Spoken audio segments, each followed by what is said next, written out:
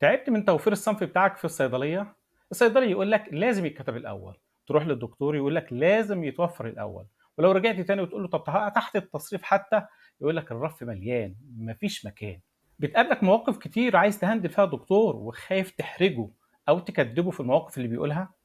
عايز تفتح حوار مع الدكتور سواء كتب أو ما كتبش، ولو كتب وهو فعليا ما كتبش أو الفيدباك بيقول لك لسه ما سمعش، هترد وتقول له إيه وتفتح معاه حوار إزاي؟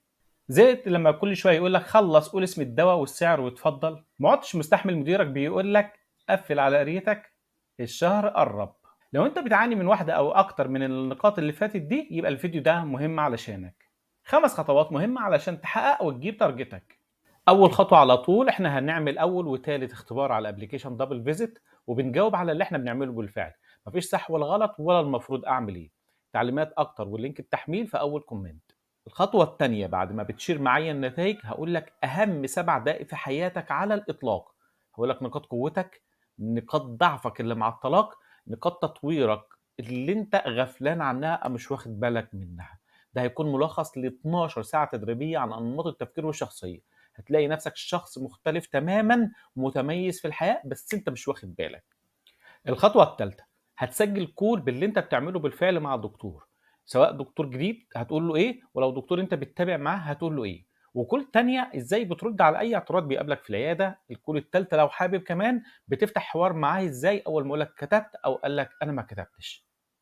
الخطوة الرابعة هعمل لك مراجعة للكول او الكولات اللي انت سجلتها، واقول لك ايه اللي كان كويس وهنثبته، اللي محتاج تعديل، اللي محتاج يتنسف تماما. وبعد كده هرشح لك انهي شابتر تبتدي فيه في كتاب دبل فيزيت نبتدي بيه القرايه، وهرشح لك الفيديو الهديه المناسب حسب الكول اللي انت سجلتها. الخطوه الخامسه بعد قرايتك للشابتر اللي انا شاورت لك عليه والفيديو اللي وصيتك انك تتفرج عليه، هتعيد تسجيل تاني الكول او الكولات اللي انت سجلتها قبل كده بعد ما انت طبقت واستوعبت الاخطاء اللي كانت فيها. وبعد كده تبدا تقرا الكتاب بالكيفيه او الطريقه اللي انت حاببها، او ترجع لمقدمه الكتاب اللي انا شارح فيها ازاي تقرا الكتاب. نسيت اقول لك، انت مش مجرد هتجيب رقمك وتحقق، لا انت هتوصل انك تبقى البيست اتشيفر ان شاء الله على مستوى اللاين بتاعك كله، وهتيجي تشير معايا قصه نجاحك زي المئات ما شاركوا قصص نجاحهم قبل كده. ويا صديقي change before you have to، تغير قبل ان يفرض التغيير عليك.